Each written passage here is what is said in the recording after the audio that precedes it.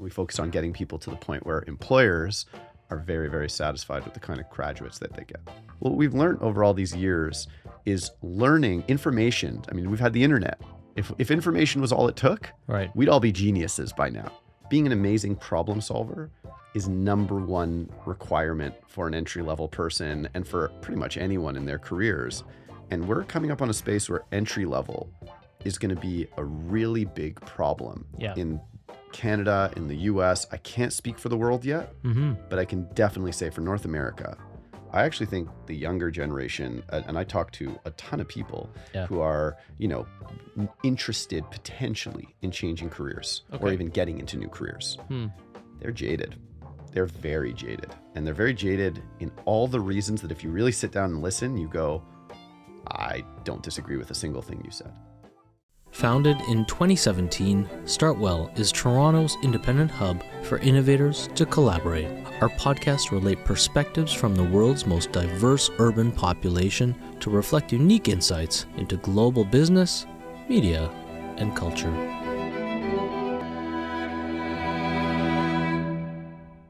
Today, I'm sat in studio here on King Street West in downtown Toronto with Jeremy Shaki. Welcome back to StartWell. You've been here before, right? I've been here a few times. Thank you very much for having me. You had a team session here. We had some sessions here. I've actually done a podcast here with Beta Kit, and we were actually just down the street in our co-working space a long time ago when we were in person. So I've been by here at least for your coffee.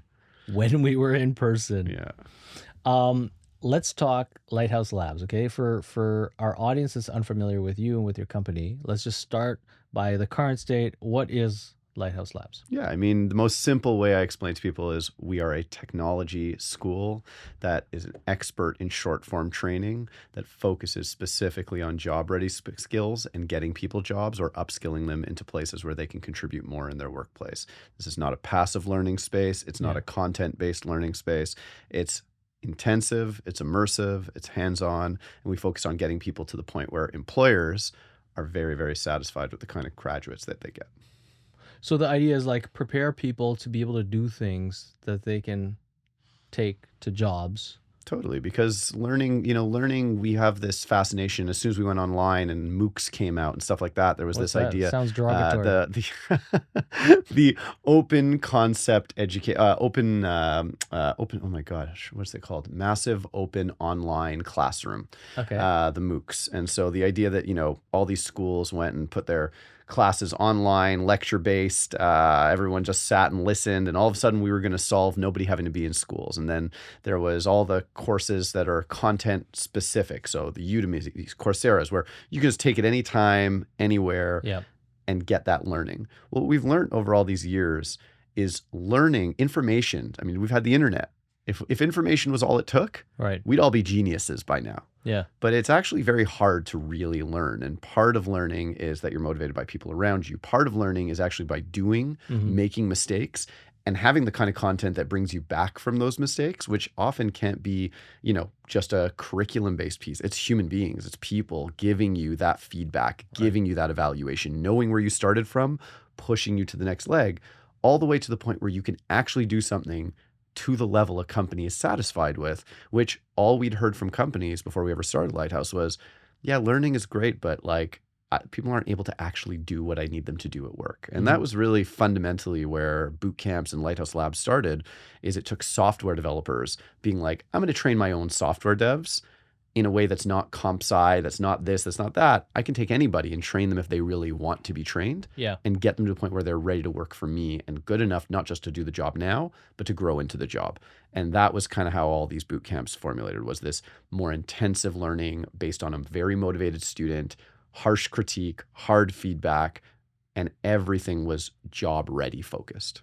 It's funny because we have this joke. I don't know if people still keep this alive, but in the open source community, when I was active in open source software, it was funny to everyone in it that we were all collectively contributing to a software base, a code base that kind of created, job opportunities for all of us, right? We all built in the Drupal community, let's say, open source content management system. We all built this thing and added functionality based off of what we saw client needs being, and everyone was commercializing the software through the services that they were adding, right? But it was funny because it was all learning on the job. Hmm. And so the software itself evolved out of customer needs, but only practically got tested because there was the use case per client engagement. Totally. And there were a lot of failures, a lot of broken code, right? And a lot of like, you know, things didn't necessarily port when the like, base layer software kind of got upgraded and stuff like that. But I think the idea is that if people can't practically use the tools and the knowledge to create solutions, then they're not going to be able to do jobs where that's what you do. You know? That's there's just no set of learning Yeah. that prepares you for the kind of method you have to take in problem solving Yeah. on the job. And being an excellent problem solver with domain knowledge, with certain skills, with whatever, like being an amazing problem solver is number one requirement for an entry level person and for pretty much anyone in their careers. Anyone, yeah. Is like, how are you going to figure out how your particular set of knowledge actually applies to the specific moment and specific need, to the point where it actually gets a result, and it's not just, well, it didn't work because I applied, what I know, and that didn't work. It must be the environment, or it must be the market, or it must be that other person in my company sucks. Right, They're the right. problem. Right. It's like, how can you actually do the job and get it done? And that's what everybody cares about the most. We all have a lot of different ways of interviewing people and evaluating people and looking at people, but at the end of the day, Yeah. people that do get results are the people we long term care about the most. And part of getting results is watching people actually figure out how to solve things that are very hard to solve. Right. Okay, so let's start from the beginning. Let's do it. When was Lighthouse Labs incorporated? Like, when did you actually create the company? Yeah, so we started in 2013. I was reflecting on this recently because, times have changed 10 a years lot. plus Yeah, now. we're 10 and a half years in. So Congrats. thank you. Cheers. People, Cheers worthy. it's like, I'm about to turn 40. I'll take a sip for it. I'm about to turn 40, and it's funny when people start congratulating you on age-based accomplishments or Right. long-term, like, you just survived for 10 years. That's good enough to cheers you. Like, you're way not to dead go. yet. You are 40 and you're still moving around okay. Congratulations. And like, yeah, these are the new congratulations I get. Yeah, when we started, two of my co-founders had actually been part of a dev shop, and actually three of them been running a dev shop, and they built the first ever curriculum for another boot camp, which was Bitmaker at the time, which turned into Bitmaker. That was like the first Canadian boot camp, and Crum, my co-founder, was the one who created the first curriculum for them, taught the first two cohorts. Wow. And, ultimately, as a dev shop owner, hired a couple grads, saw the value in what was going on, understood what he was doing, but had a different perspective on how it could be done from a business model perspective, Sure. also just from like what it was trying to accomplish. Whereas and it's really actually interesting because 10 years later, Yeah. it's really where the boot camp industry and these kind of trainings have split into two. Is there's you just need to learn the skills everybody can code. Right. And there's to become a professional and to really do this right, you have to really want to do this, and this isn't for everybody. Yeah. And so Crum kind of split off on that level. They engaged me. I didn't know anything about tech. I was very loose on tech. I was marketing. Oh. I understood education. I cared about education. And very quickly that meant that I understood our customer a lot better than the technologists, which apparently is one of the biggest gaps in this space when you're trying to teach, is you get technologists to try to teach non-technologists, and the language is just like this. Right? Like, it's just missing. Totally. And so for us, we moved out to Vancouver, got kickstarted over there. None of us were from Vancouver. Just thought it was the right place to do it, right place to launch. Amazing community. Launched in a place called Launch Academy, of all things. Yeah. Co-working space. Ray Have a lot of Walia's love place. for. That's it. Have a lot of love for the co-working spaces. Just around the corner, for those of you who don't know Vancouver and are maybe planning a trip to explore Vancouver, it's right around the corner from an area that's known as East Hastings, That's right. which is like now a fentanyl ground zero of British Columbia. Totally, and was all the other drugs Back capital, at the time. Like, it's always been the thing, and their policies are very much like put it out in the open and get people over here to, needle exchange, all that kind of stuff, and at least we'll deal with it properly. But it's quite something Gone to out of see. hand a bit.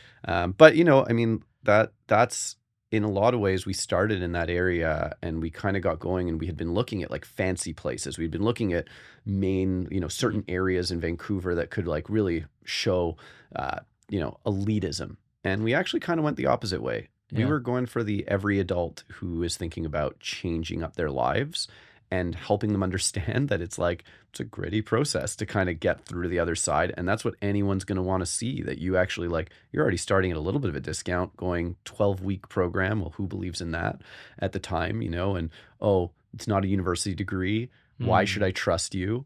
All those things. And the thing is, as the graduates had to themselves be impressive, Right. you know? And so it sounds like in the beginning there, the ideal kind of, or the target entrant into your programming were individuals. They weren't necessarily enterprise clients saying, here's 100 of our staff. Can you make them better, No, faster, smarter, not at cheaper? all. And it's all, I mean, the individuals have always been where Lighthouse has really played its best part. Okay.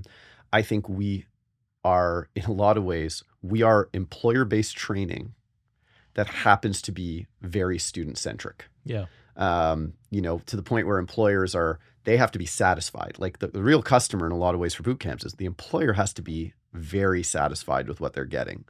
So a lot of what's designed is for that, but the student is paying $14,000 to come to this program and Right. change up their career. And so you're in this middle, it's a two-sided business in a lot of ways, and you're a bridge. Mm-hmm. And we've had a lot of arguments in our business, speaking to business philosophy, on whether we are the employer as the customer or the student. And I've maintained over 10 years, it's the bridge. It's the ability to actually merge those two things into a place where both are satisfied. That's the KPI, that's the winning concept. And if one side is happy and the other isn't, your business will never survive. I think that's something that's probably enabled you to be prepared for the future as well, where, the job market has become more, I don't know, difficult, but also fluid, where it seems like people may hold tenure at organizations for a lot shorter periods of time than ever before, and that might increase in time. Totally. So if employers are constantly hiring and rehiring, and they can't manage that talent pool themselves for talent acquisition, especially in these functional roles, and then people themselves are always looking to upskill and change their knowledge, it makes sense that the in between is a place both sides can rely on, right? I think boot camps have come along at a really interesting time in how we think about job security. Mm-hmm. And it's, right now, what a fun time to talk about it, or terrible time to talk about it, however you want to think about it. Yeah. And over 10 years, it's actually changed quite drastically. But I'd say if you go back into the 50s and the 40s, and where people were really like long-term jobs, the blue-collar jobs, you have all these areas, even like we'll take the US and Ohio and places like that. They have the same company. There's a promise. That promise is you'll be there forever. You'll make your retirement fund. You'll go. And then at some point that promise breaks. And people are like, well, that was the whole thing. I set my whole life up for that. Right. And the next generation that kind of came along started really thinking differently about it, but there wasn't any infrastructure to change careers. There was just infrastructure to change jobs, to be, I'm an engineer here, I'm an engineer there, right? Okay, perfect, fine. Like that was already where things started to change, and companies were expected to think a little more about retention at times, and employees realized that getting better salaries could come from moving around and changing. And at the same time, the education system is just coming up. In 1950s, most people didn't have university degrees yet. Yeah. 1970, 1980, you're at about 60% in Canada of people getting university degrees. That's a very big difference, because all of a sudden you're not differentiated as much. So on one hand, you have this degree, highly educated group of people. Right. They're all moving slightly more companies. Companies are seeing this and being like, okay, how do we handle this? Yeah. And then tech comes along. And tech is all about, let's change up everything about the workplace. We're thinking differently. The product-centric view, the experiment, test, fail fast, make mistakes, fire fast, hire fast, do all the things is about speed. And that kind of appealed to a lot of people as employees, because it was like fast rising. I didn't have to wait for my senior to 25 years of tenure before I get anywhere. Well, that's really delightful. But on the other side, companies were like, you either make it or you don't here. And, ideally you just hop around to the other places. And as long as tech was building, that was great. Well, you have those two things, and boot camps were coming right in and being like, look, there's a lot of place in these companies. There's always people changing. There's a lot of retention issues. This is a great place to get 2-3 years work experience, to the point where you're learning on the job. You're good enough to be productive, but you're learning on the job, and then you have that secure, safe place. That was a really core concept coming into Lighthouse. Like, if tech wasn't a big job market, bootcamp would have never existed. So thinking of employment being driven by the big tech giants. I mean, it wasn't just by the giants. It's the Like giants Googles were and doing a lot of Apples. hires and fires, but everyone learned from them to start building crazy amounts of startups. I mean, Right. Zuckerberg wasn't this person who'd been in a company for 20 years. Bill Gates wasn't someone who'd been in a company for 20 years. There's tons of others who have, right? Like, they're almost bad examples for a lot of the world around. But for many reasons, they're bad examples of they everything. showed but they showed fast, speedy growth. Yeah. And they were smart. You can't, like, they were really smart, right? Sure. Like, so you see all that kind of stuff. And I guess, like, where I see now this, like, we had this great resignation. And everybody, the second they had a chance to jump ship and make more money elsewhere, Yeah. they wanted it. But when the tech market took a dip, which it has, the companies had so much less loyalty to their employee base. They'd felt forced to hire at these salaries because that's what they were chasing at the time. So when it was time to shift, they shifted. And we're kind of in this phase now where both sides have created this, where employees and employee rights and how employees want to be treated in companies, but how they also want the freedom to move. Well, that was really good for us because it wasn't just lateral moves. I'm going to be a marketer here. I'm going to be a marketer there. It was, I'm a marketer here. Now I'm going to be a developer there. Now I'm going to be a data scientist. Now I want to be a cybersecurity professional, which for tech was great because they wanted people with tech experience. Tech companies, though, are like, we love internal mobility, change, transition, whatever. But the second the bottom line's not right, we're very comfortable laying off. We're very comfortable firing people. And that's created all of a sudden now where we get to today, where job security is at a much higher premium. And I think tech's going through its own reckoning of this, like this moment where you've had all these years building up to the most aggressive job transitions, people changing, gaining salaries, companies firing. Do we like it? Are we really happy with where the job market is, with how people feel, with where we're comfortable? And boot camps are having to reconcile that right in between. And that's been essentially the narrative over the 10-year journey, is this change in how employers and employees interact with each other.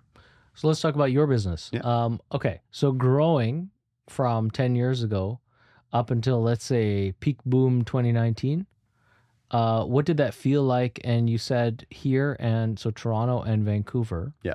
Did you expand in terms of physical campus layouts? Yeah, Like, so we had 6 campuses footprint? by middle of 2019. So, 6, so across Canada. yeah, we've always What been. cities were you? So we'd had core campuses in Vancouver, Toronto, Calgary, Montreal.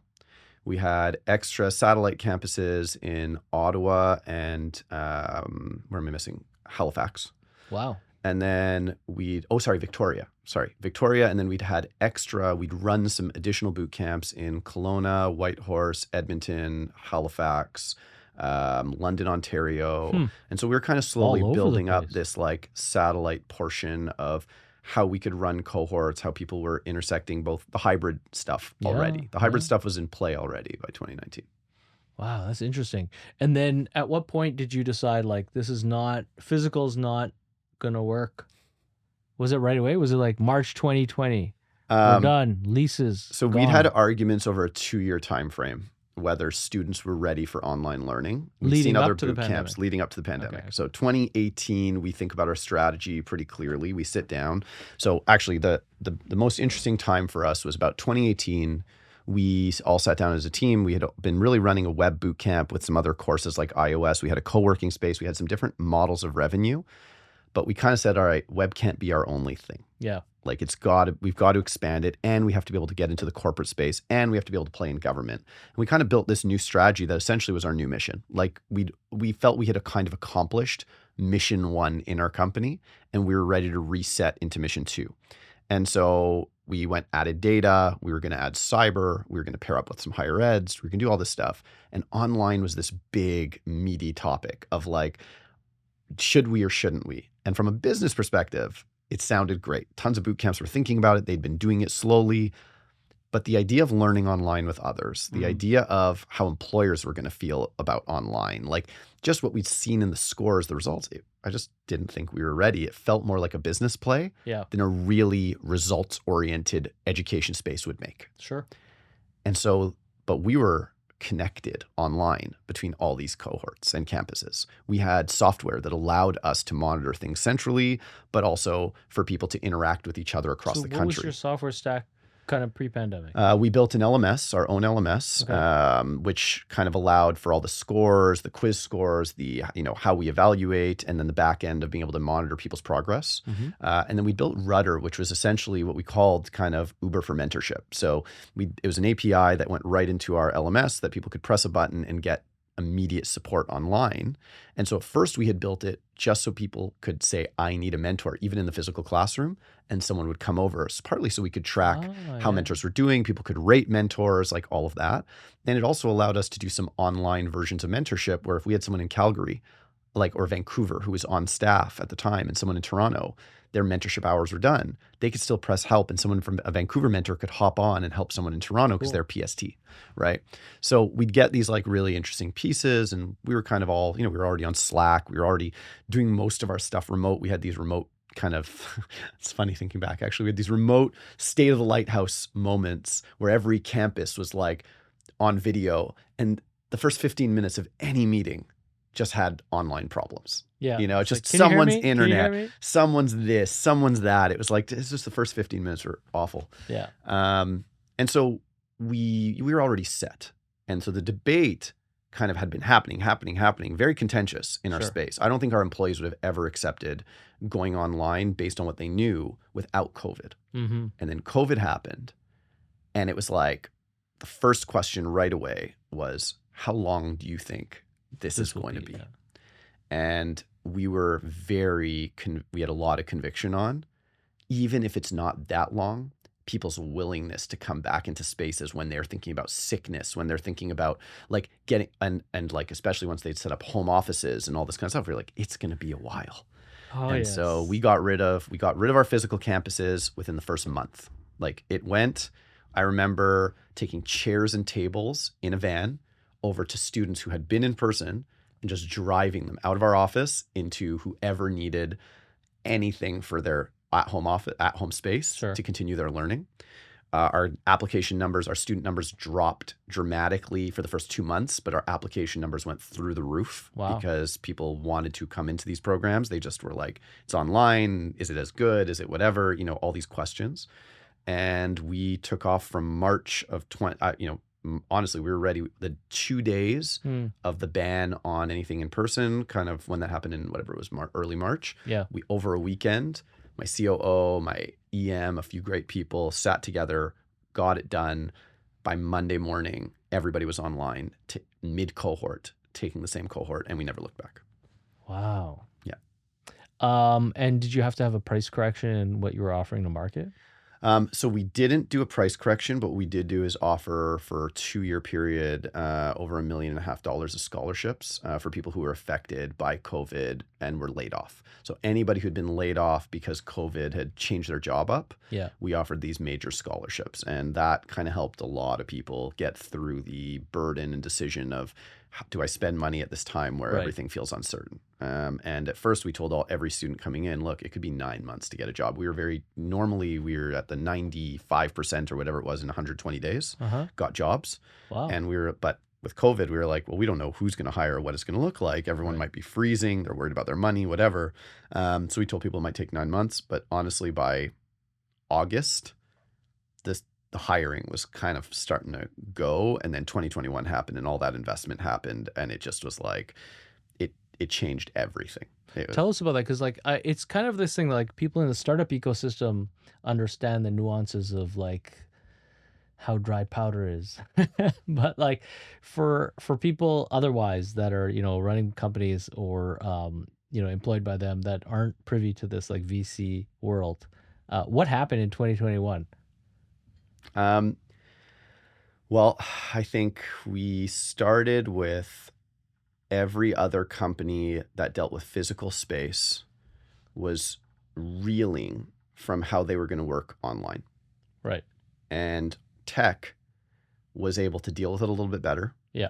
But also a lot of tech was actually being employed to solve that in-person no Totally. longer problem. So And so there was all these VCs and venture capitalists who, they love their big boom bets. And I mean, tech for 10 years, 8 years at that point, 7 years, whatever it was for us, had operated on this model of grow it all. Like, don't worry about profit.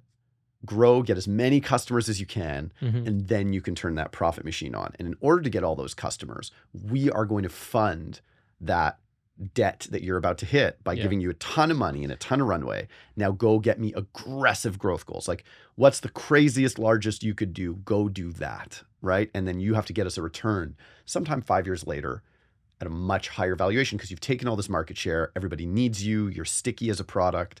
Now turn on your profits. That's the mentality. Like, that's the logic, you know? Unless you're Amazon or Meta or groups who just never need to turn it on, you know? the market. Yeah. Go get that. Go get every customer possible, and then we'll figure out how to make profit. You know, we see it. We see how. It's fine. And so 2021, after 2020, everybody saw it was happening. Tons of people want to get into tech.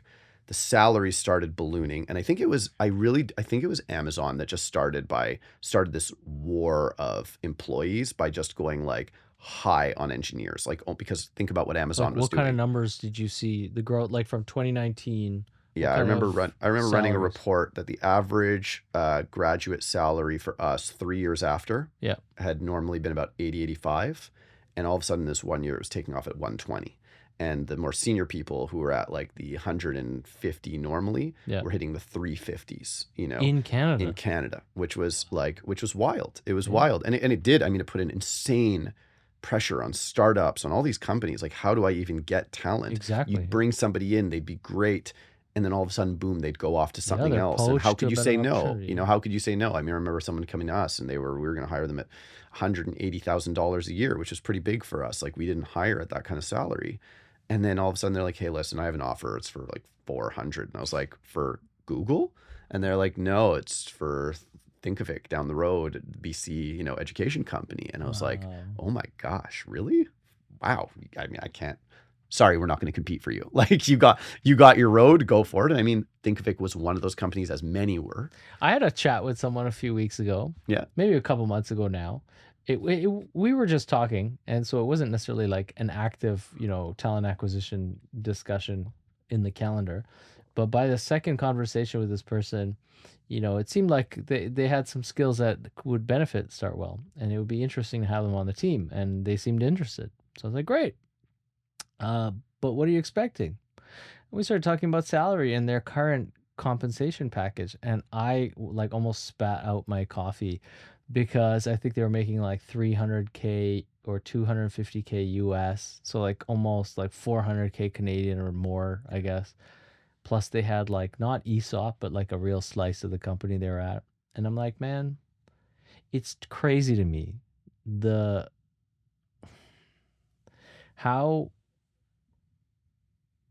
okay, we talked about this like 1950s paradigm of like people committing their lives to a job, and that building a company that would edge into a market that would be owned into a geo-specific location in the whole city. You know, Detroit is the car city, and I work at whatever Pontiac or whatever, and that's my life, and my family have the logo on their jacket. Alberta's oil and gas, you know, Detroit, Miami's cocaine, all that.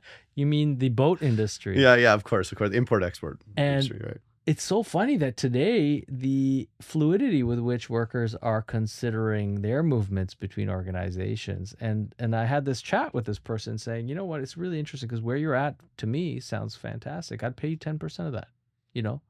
I could give you 10% with a massive upside if you can like eat what you want to kill, and I'll give you a field that you can kill it, you know, but like you're not a salesperson.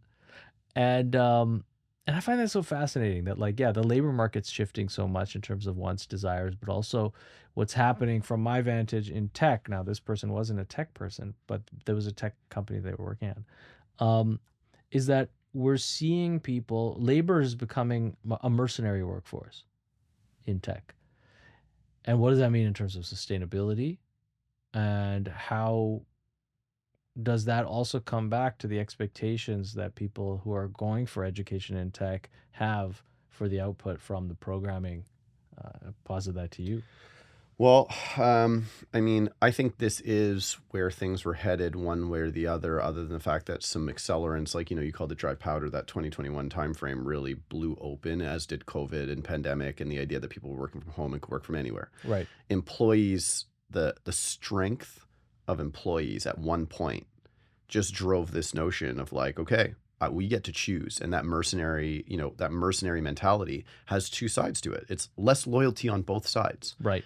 And I think we're kind of in the messy middle right now of that. Like, I think we are, I think this is going to be unpleasant for both sides to start. And we're going to there's going to be a lot of solving, but I don't see us going back very easily to a place where everybody goes back into an office and stays at a company for 20 years. No. The gig economy is going to be more and more of a real thing. There's much better definition between a contractor, a consultant. We have a freelancer. Like, the terms are kind of being stretched out into like, oh, it's not just a designer. Oh, it's not just a dev.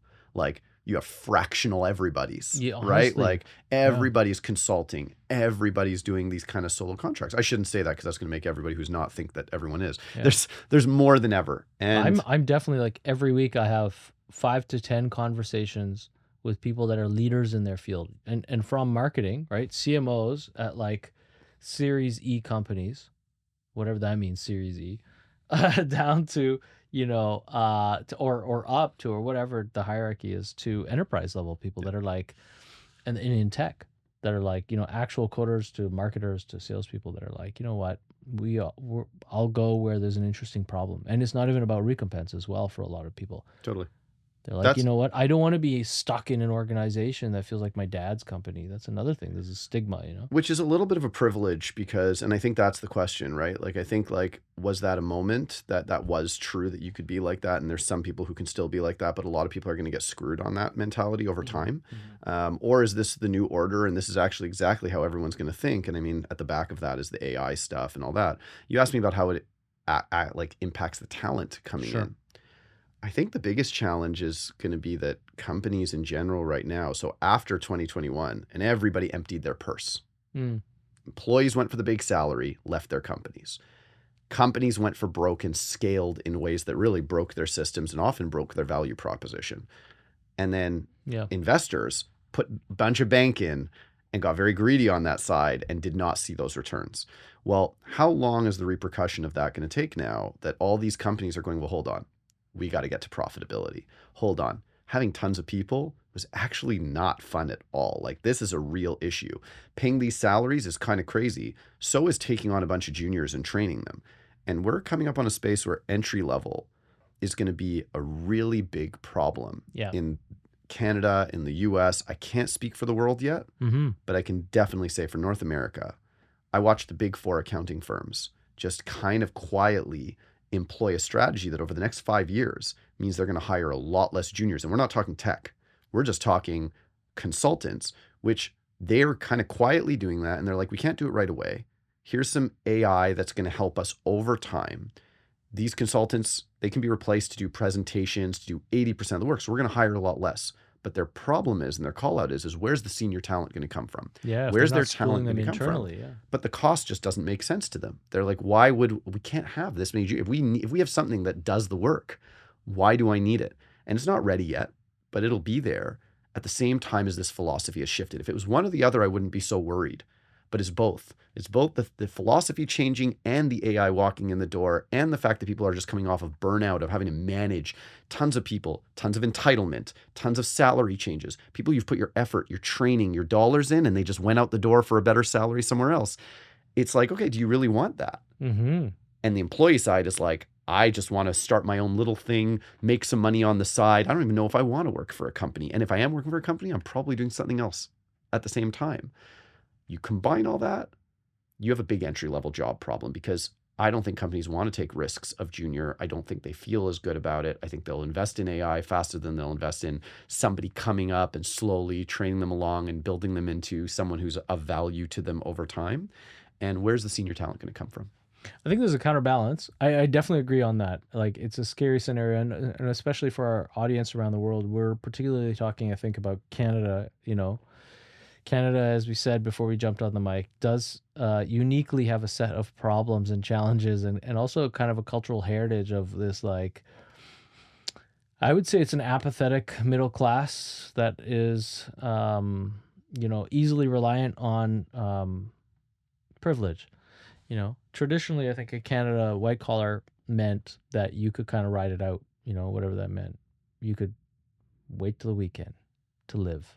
And people were happy with that because, we have lots of good nature to get out into on the weekend.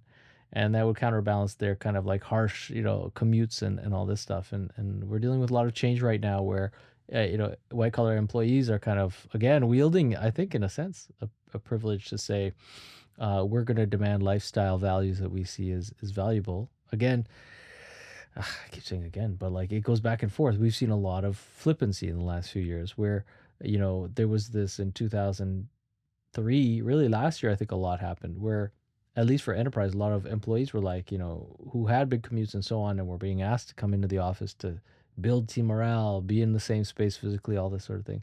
They're like, no, and then, yes, as the labor market has become a little bit more restrictive for people's freedom of movements between organizations, people are being a little bit more perhaps adherent to these demands. But Well, you hear about it as literally it's a layoff strategy half the time. yeah, Come back in the office. Oh, you can't? Cool, you're laid off because we needed to lay off people. I'm also hearing stories in the last 2 weeks. I've heard a lot of stories of reassignments where people are like, they're being moved between departments into, trickier situations where they just can't apply themselves. And then that's like, well, she didn't perform.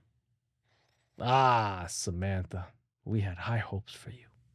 Here's your package. And look, like for Lighthouse Labs, saying some of these things, there's actually like, it's problematic because, it'd be easier for me to sit here and be like, everything's going to be hunky-dory for the entry-level market, change your career, change your job, get in. Right. Sign up now. Yeah, exactly. But I think that we're kind of dealing with the opposite side where I actually think the younger generation, and I talk to a ton of people who are, interested potentially in changing careers or even getting into new careers.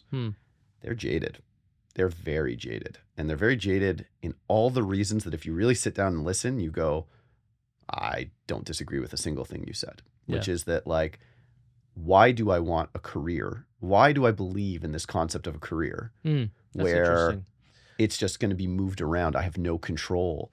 These people like what's the alternative though? Like in these people you're talking to?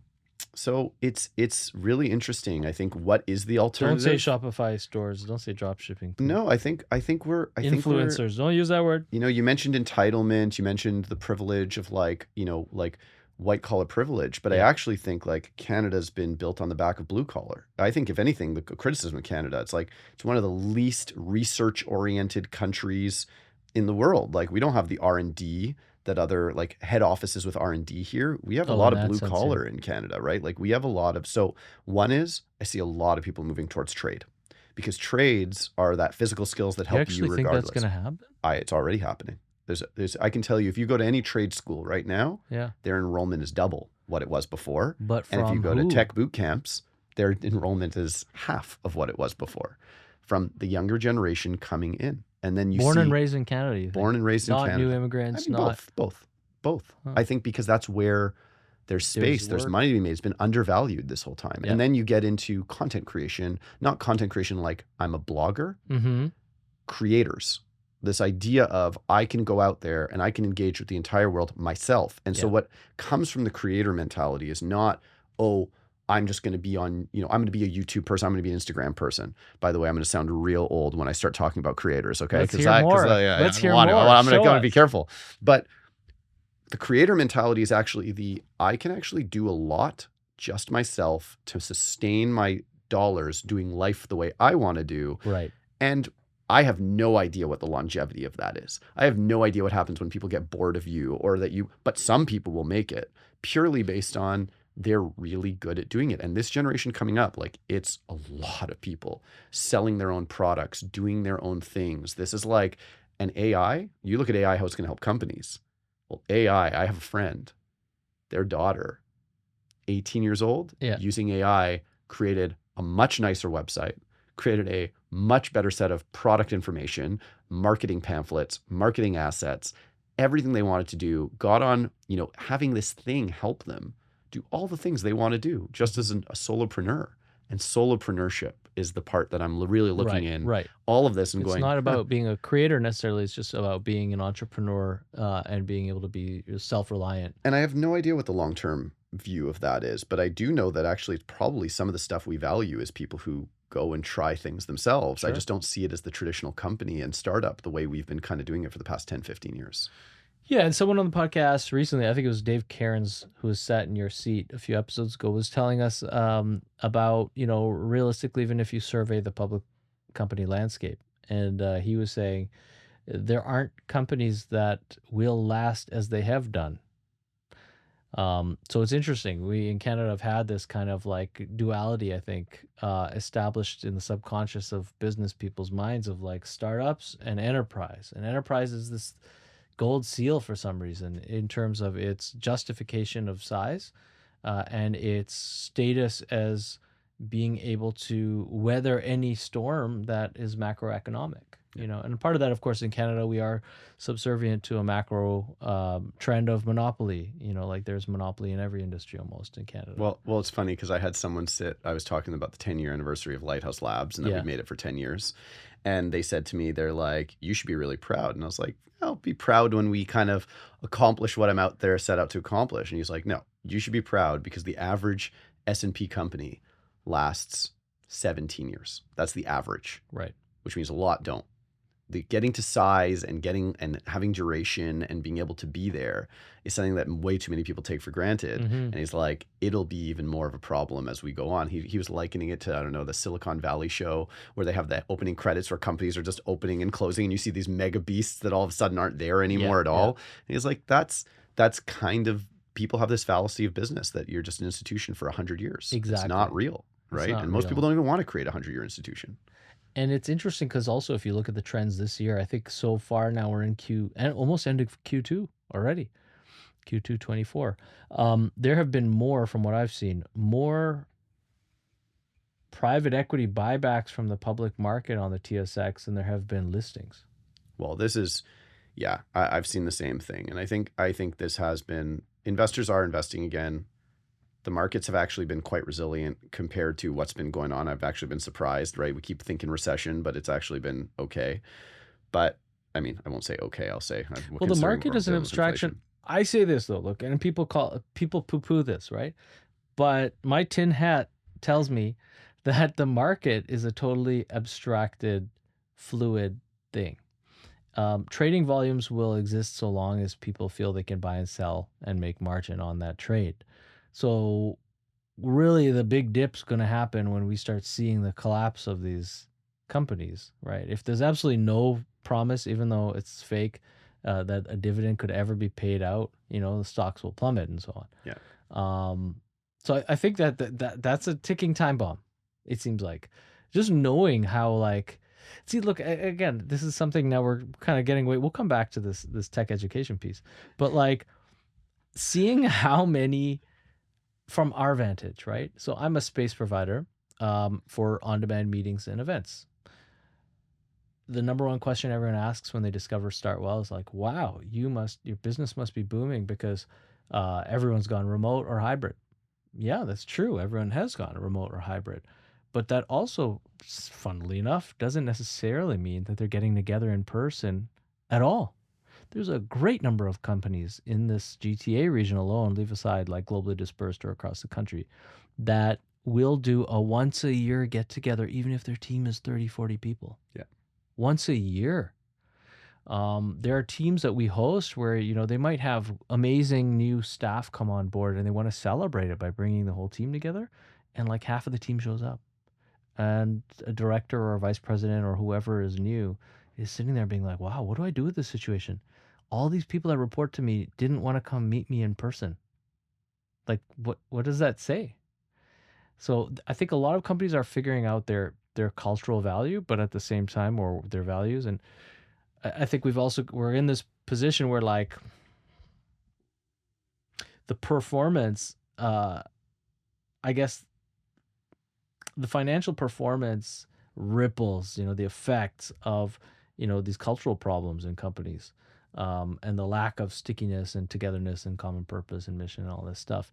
We'll definitely see a lot of companies in Canada fail. And we've seen it with the retail, like retail and SMBs, closure rates. Like we're at the highest level of like new startup bankruptcies in Canada of our corporate history in this country. And some of our lowest in terms of startups actually getting going. New formations, Right. new companies being formed. That's right. And so this is interesting because, and bringing it back to this tech education piece, I have a great expectation on Canadians to say, wow, look at this landscape. This is, if now's the best time than ever for me to actually say I can create something of my own if I want to. It could be like dissatisfaction with assuming that, you know, their career can take off, or it could be that they have a lot of talents and interests that they want to put into, you know, value creation. Their job's holding them back. They've been let go a couple times in a row. They don't trust. Like, this is another thing. People, if they've been fired a few times in a row, don't necessarily trust that the next gig's gonna be there for them. Yeah. So side hustles are a big thing. I mean, even the CEO of Shopify has a side hustle. But you know what that is? That's my little joke. I like it. I Yeah. like it. That to me, the biggest problem you're facing is a lack of commitment. When you talk about culture and values Yeah. in a company, Yeah. culture and values aren't things you say or shift or pivot on.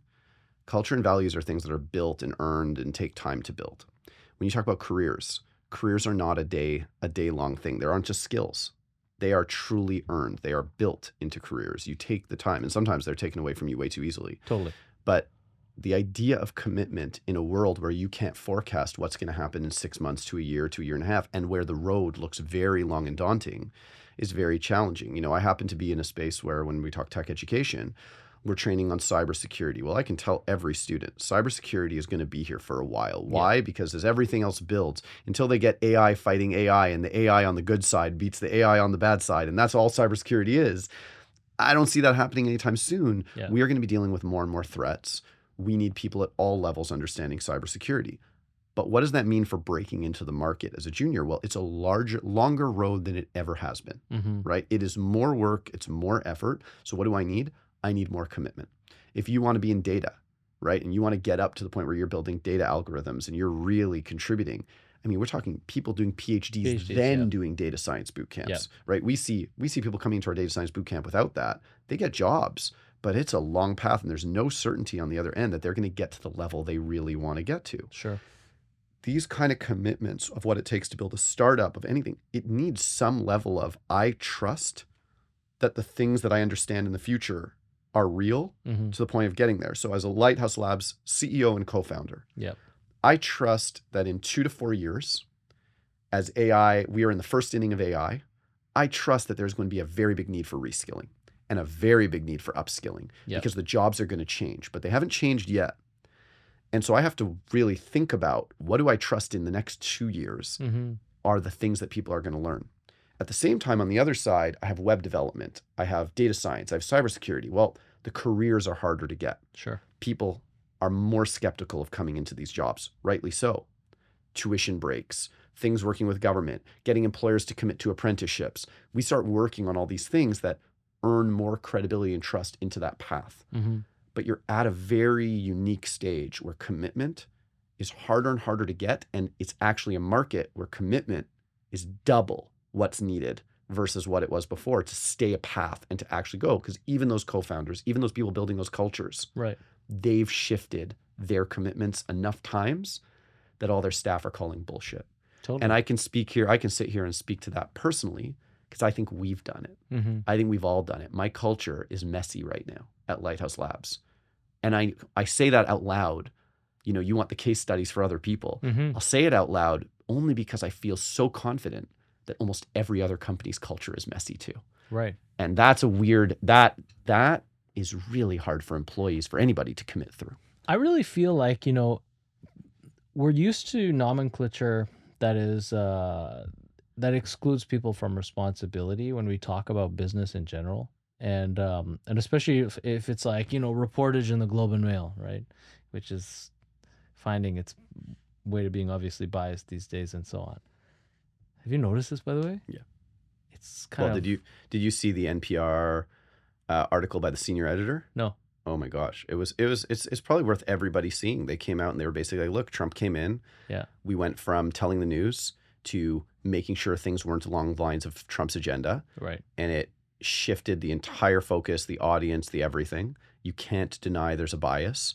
but I understand it was like, you can't endorse this type of thing. So these types, when COVID science, all of a sudden you're really biasing everything you put. Yeah. And as a person who leans left, I really struggle with all of that right now. But that's a political conversation for another day. But yeah, I'm seeing it across every newspaper. Everything I see, I actually recognize the bias on both sides now much more significantly than I ever did before. And it's interesting. So I think, like there's two ways to go here, but I think on one side, that's like a macroeconomic trend that's also, destabilization forces people's general overall trust, employees' overall trust in economic forces enabling the company to exist, to offer them security, to offer them, you know, just comfort. And I think that's another thing that people don't think about from business leadership often cases, especially if they're hiring and firing lots of people. They're seeing people as units of labor. They're not seeing them necessarily as family. Yeah.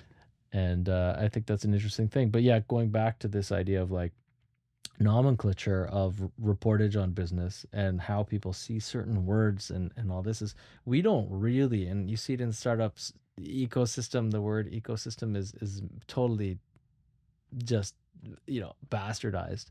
But that word is very interesting. I think when you look at an economy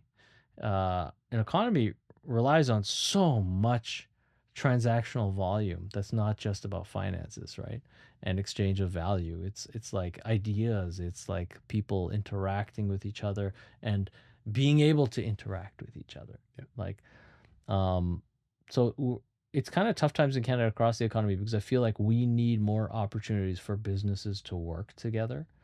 And for businesses to work together, we need a combination of things. We need this, like, you're right, culture is something that's evolved with the participation of all of the stakeholders in a business.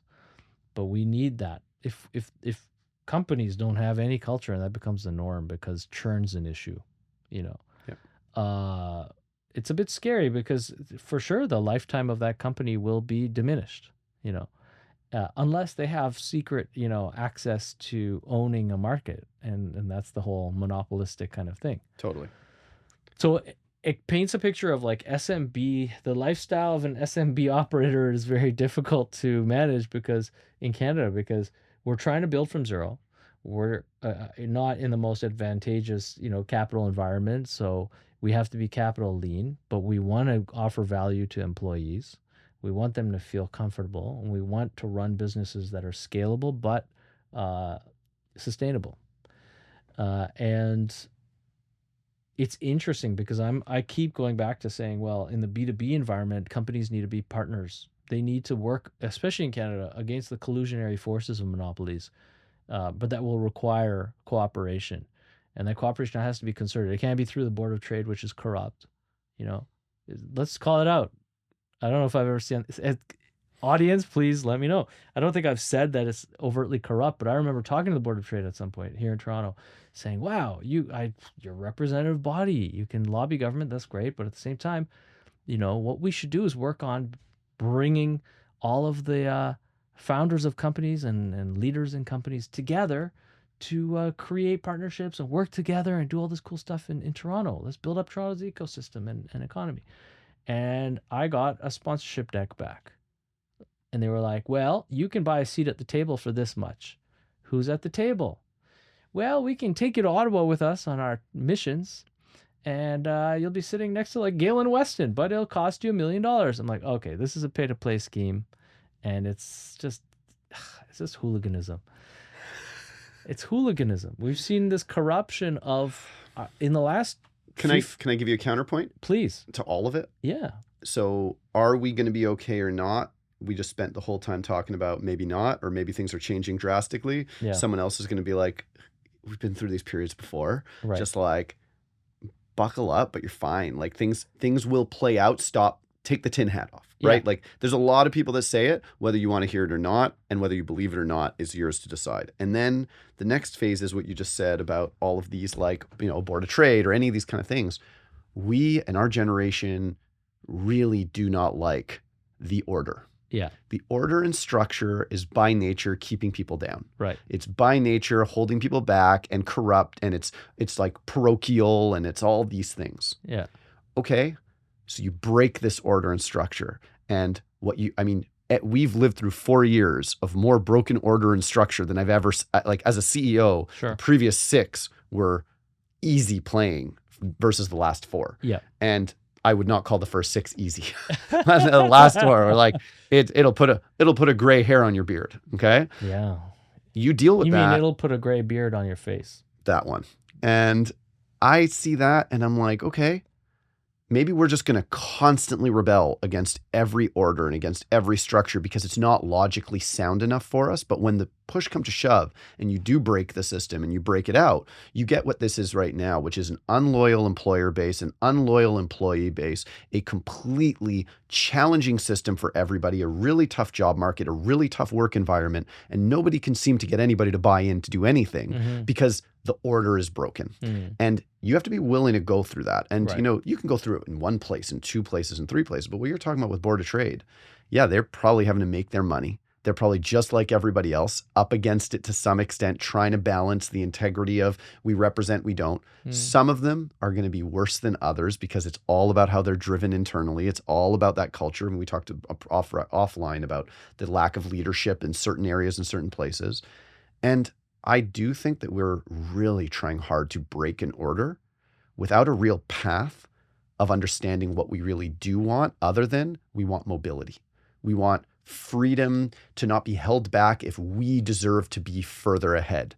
We want change and innovation, but not at the cost of our privacy or our security or anything. And we don't really know all the repercussions of what we're doing. Yeah. That's my counter. And I'm not saying I believe it firmly. I'm saying that I am a 50-50 right dead middle right now of how I feel about it. And almost every centrist I speak to feels the same way. Wait, say that word again? Every centrist. What? Centrist. I am centrist. Okay, because I thought you were alluding to something else. No. I used to call myself left. Yeah. I don't consider myself right. Sure. But where I actually see myself now in this world is just one who's looking for like, I think I have much more in common with people who are not extreme on either side. I mean, look, any ilk. This is what Canadians should be, aren't we? Like, social capitalists. Like, we should totally be like, we want all our peeps to be comfortable, but we also want to make money. That comes with order, though. Yeah. That's a big order piece. So I think you're right. And look, I don't think this is necessarily precipitated only by the pandemic, this kind of rhetoric of like people coming into their own in their late 30s and 40s saying, okay, well, we have the potential to change things and change them within our sense of reality and expectations for it. You look at the decade coming up to this and you say, well, wow, how many business models were there with weirdness along the way, but that changed industries that we've been privy to? So many, right? That were maybe not even legal. Yep. Like Uber, right? Yep. Like Uber just decimated the whole transportation industry, came in there with a bunch of lawyers to kind of like affect public opinion, paid their way through, burnt $1 billion. How many billion? No idea. More than they'll ever earn. Let's just be honest. They patted themselves back for having like, a profitable quarter or something a little while ago. Yeah. But there's no net on Uber. That pyramid scheme already got paid through. Like the public markets, whoever bought that stock, first and didn't dump it, like they lost their money. But the thing is, the fact that the system that you speak of, that people want to rally against is so malleable today, or that it's so incompetent in being able to safeguard the population from potential, future ills. When you talk about cybersecurity, you're talking about, fractures in the finance industry. We look at like the amount of fraud in Canada right now. There's immense amounts of fraud. Yep. The police are having a difficult time with it. The banks are having a difficult time with it. Ridiculous amounts of, just like lawlessness, it feels like in some ways. That also, I mean, look, I grew up in Africa and under a dictatorship, right? And though there was a lot of kind of iron fisting in some ways, really there was a lot of also opportunity for people to just like do whatever the fuck they wanted. And so I feel like there's similarities between those. Well, here's a, maybe a structured example of that. We went online in 2020, Yeah, and this idea of how do you create your online environment. And so by nature, having done the business for 6 years, you want to recreate as much of the in-person experience online as you totally. can. Yeah. And so you really try your best, but that has tons of holes in it. It's just logically flawed. You have to create online for online, 100%. not online with the in-person pieces, but you still weigh it. You still remember what that looked like and the safety of it. You built a whole concept off that in-person stuff, and you're kind of blending the two. Mm-hmm.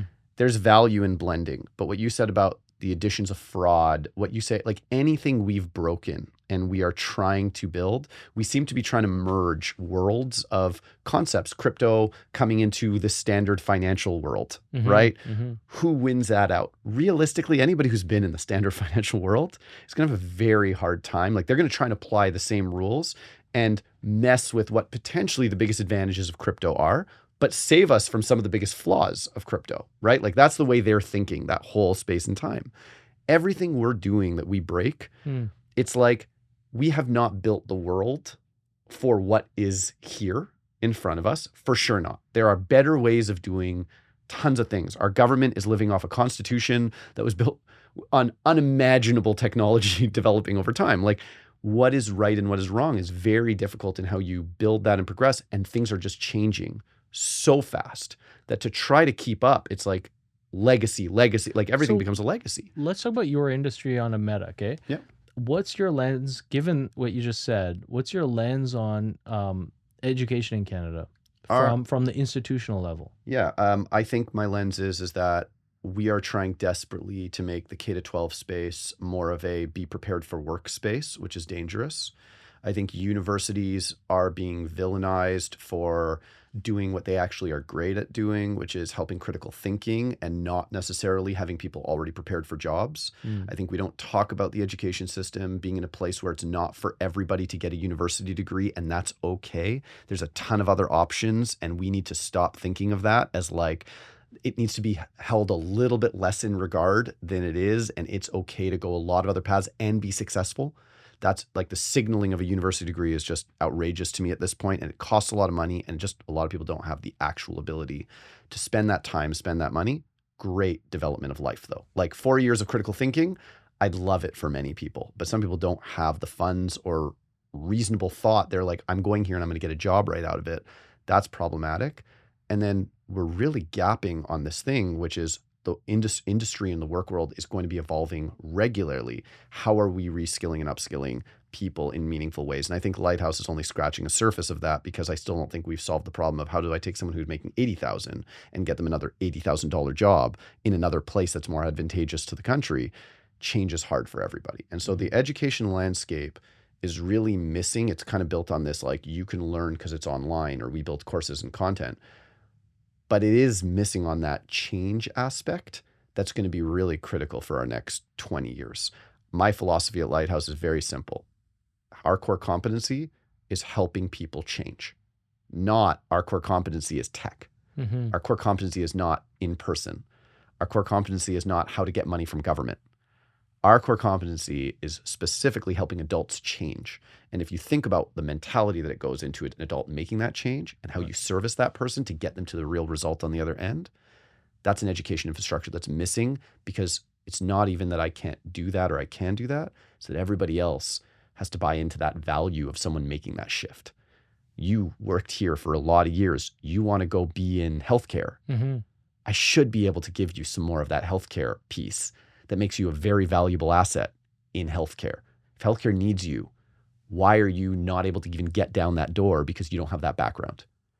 That takes a whole society's shift and adjustment, and that's what would incentivize the education industry driving that more significantly. We do not have that. We are completely lifelong learning is a bunch of bullshit for here's some content, keep learning at your own cost, at your own pace, and maybe there'll be results. So the traditional kind of university infrastructure across the country is outdated in terms of how it's providing education to people? The traditional university education is good for a subsegment of population, and I think long-term institutions that have sober long-term thought are required. I think research is required. I think we want to kill what we can eat way too quickly, or eat what we kill way too quickly. Yeah.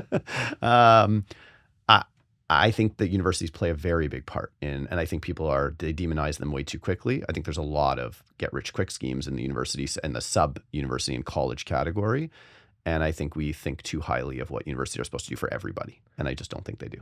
Yeah, it's interesting to hear this. I definitely see also that the universities, one other angle on this is that the universities in Canada have almost held an exclusionary kind of role in society, um, and unfortunately suffer from not being as integrated into the economy as they would even like.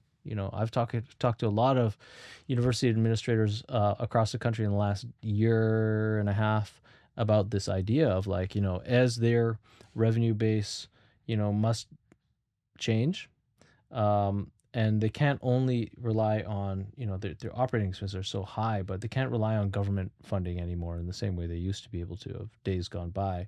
So they have to look at kind of like commercializing things, and they haven't. They haven't.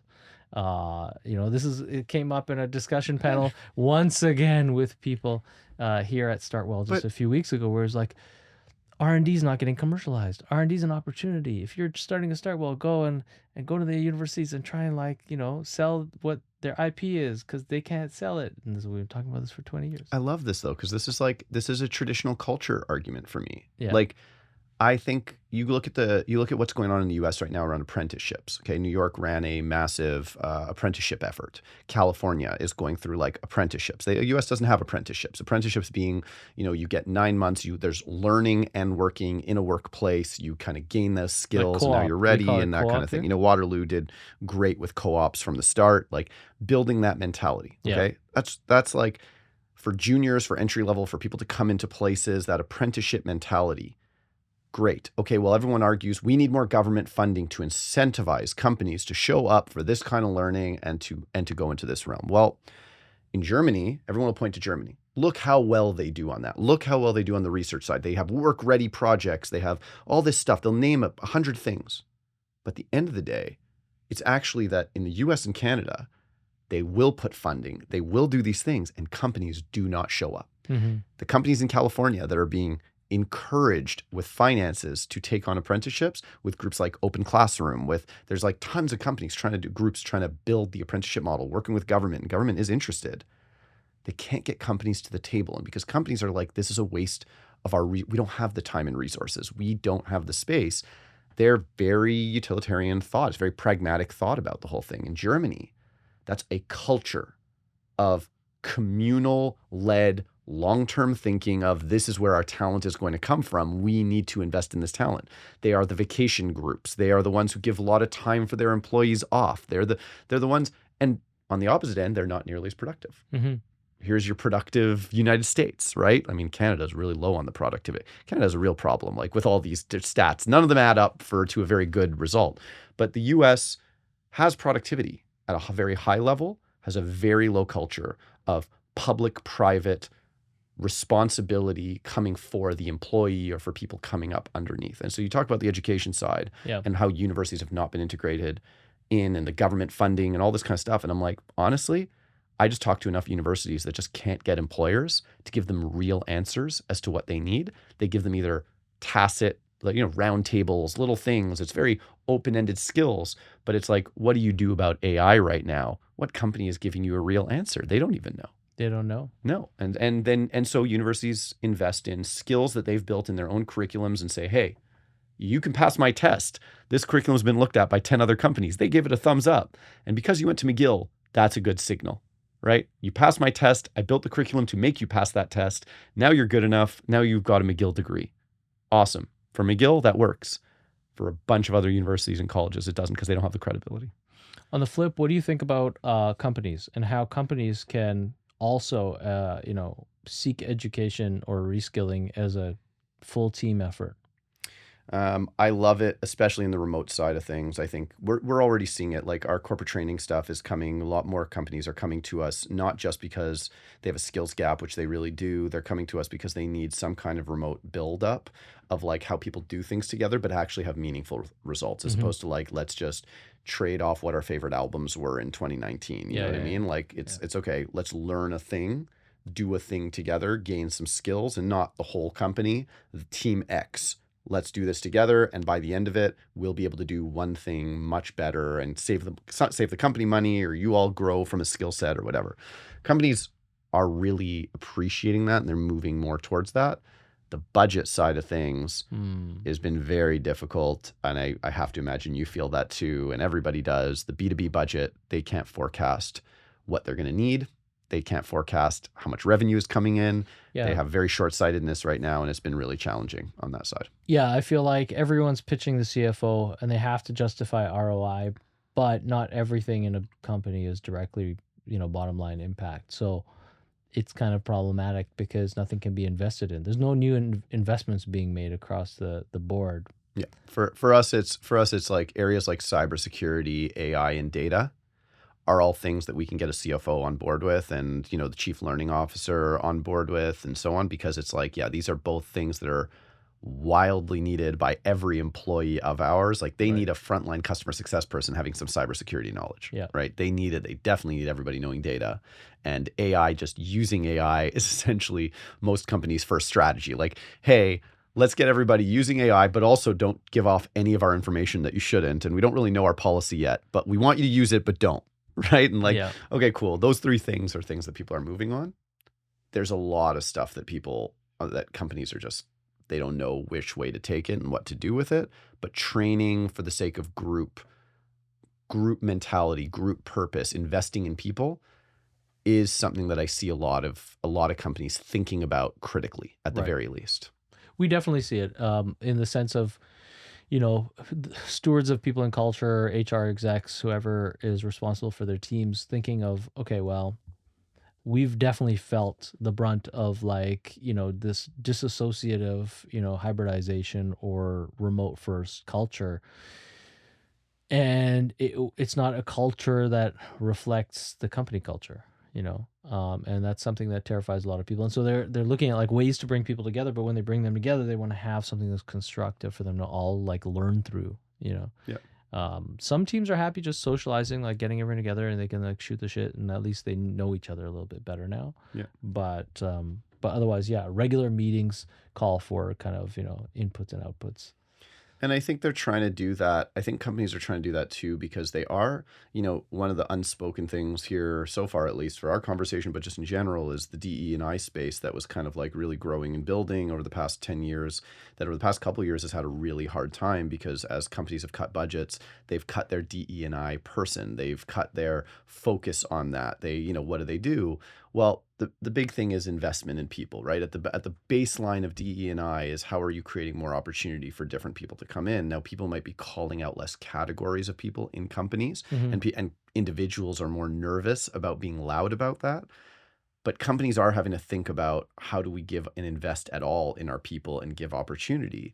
And I think right now it's been a very slow period as they've transitioned to cutting budgets, cutting people. How do I spend money on people while cutting people? Like Right, this kind of right. stuff has been challenging. Yeah. That's starting to come back. So that part I'm hoping, because I do think we were on a path of at least opening up a lot of room for different people getting in. And why do I care about that most? It's the same reason I care about adults transitioning. I just think people have to have the opportunity to have not had the opportunity before and have the opportunity later. I don't want doors closed on people at 18. I think that's crazy. I think Right. for our world and for our domain knowledge, it makes no sense. Companies have to play a major part in not allowing domain knowledge, everybody who's gained all this work experience, to not train them up or invest in them to gain that extra thing they need to get to a much higher level, right? The value is there. Feels like a total missed opportunity for us that we're not doing it properly. Mm-hmm. Super interesting. Because coming into this conversation, I wasn't exactly sure if we would talk, meta a little bit, but the idea of the needs of education changing and of the private sector through Lighthouse Labs, at least your perspective, fulfilling that kind of need of facilitating change, um, when it sounds like it's not necessarily available widespread is really fascinating. Yeah. And over the next 24 months, if Lighthouse Labs doesn't change, we'll probably be redundant. And what I mean by that is the cost of education is changing. Right. The needs for mentorship, support, the way curriculums will be built, the way individuals will share what skills are needed, the whole notion of how you train at what cost and what price point is already shifting with AI's introduction. Will it be quality? Like, I think we're about to see the real split. The quality groups will have to repurpose themselves into quality groups in a different way. And the ones who are just, hey, learn to learn, some will survive, a lot will struggle because the price point is just going to be really problematic versus somebody who just decides, let me get online and let me run a really cool little bot that mentors you back and forth just enough that you're gaining the skills that I'm talking about in my video lecture. Right? Like, this is all shifting right now as to how you gain this stuff. And I honestly, CEO of a company for 10 years, looking at this space, talking to tons of people, I think everyone's in for a major awakening around what education might look like a couple of years from now as these transitions happen. It's going to be fascinating. Yeah, because a big part of it, at least talking, software and business, is like no one knows what the adoption curve is and platform layer looks like. Like, so easy to say Microsoft's gotten in bed with Sam Altman and their babies are baked into Microsoft Word, right? But like, okay, it's just started. And is that call and response kind of like, yeah, you're helping me write a document. Thanks, Clippy version 2. Like, is that awesome? Or is that, banal? As soon as it becomes banal, the awesome shit's going to start showing up, right? Yeah. So I think it's interesting. I think it's going to be, my personal take on this is that it's going to be the widespread effect of AI is going to kind of feel, at least in the white collar kind of world, like waves and the waves are gentle. I don't think there's going to be a tidal wave. Maybe some industries will be felt like triage roles, first year roles in law firms, they're going to all be redundant. But like, if it's knowledge, I don't think anything's going to be redundant. I think it's just going to be less. The function will change. I think the function's going to change. Yeah. I think there's going to be less need. Yeah. And I think that's we're going to feel that pain point, and you're going to have a less motivated group wanting to get in the first place. Right. I think that trifecta is where I really spend my time focusing on. I don't think AI is wiping out those jobs. But there's also a lot of opportunity, right? Like, I look at this as like, because I'm looking at how, stripped of the need to be economically active, how do people engage in life, right? And engage in even business. And it's fascinating because I think there's a lot of hustle porn around, you came from nothing and then you made something. Yeah. And like, your grandfather who's dead in the ground would be so proud of you, and people are motivated by proving things to other people. But as soon as you strip that away, whether that's by looking at like, it's not fair to parallel corporate culture where someone can get a $500,000 job and say, okay, well, now you want for nothing, because they might be bored as shit at the same time. But yeah, if people can do stuff as entrepreneurs or otherwise solopreneurs, as you were saying, to create value and communicate with the world in that through business without the fear of it not working or their liabilities being larger than their revenues, what does that mean? For the motivated few, that's like so exciting. Yeah. It's so exciting. That's kind of where like all these accelerators and like even VC comes from. But we see these trends. And I mean, you took off your glasses to make this point, so I should just stare into the camera. To which camera should I stare at to make this point, But like, I'll stare right here and say, nobody knows. Yeah. I don't care if you're the elite or just someone coming up with a tin hat. Yeah. Nobody knows right now. Right. Which is your point about predictability and trust and commitment. Yeah. You can't know. This is such a disruptive moment that I don't believe you can know. Mm-hmm. And so what I'll tell any student, just to get back to my plug of Lighthouse Labs over all of this, after all this time, I'll tell any student that gaining skills that allow you to adapt with these waves is the reason why you make changes in your careers and come to a place like Lighthouse. The job side is the part that we want to get you, because you have to get the job. You have to work in it to stay up to how it actually applies to the company and job. But if you think all these slogans of future-proofing, forever skills, things like that. No, the only future proofing is that you're adaptable and that you're in it so you can adapt with it. Right. And that's kind of the key for all of us, solopreneurs all the way to employees. Everyone's getting this very uncomfortable space of, I need to change quite regularly. And whether you're a company leader in a company or you're an employee, it's actually quite frightening and challenging because you're in the middle of it. We are just right in the middle of it. And that's been very hard. There's a lot of business to be made off it because people need what they have to do. But I don't believe that we know yet what we're committing to. Exciting times. Yeah, very. How's that? That's great.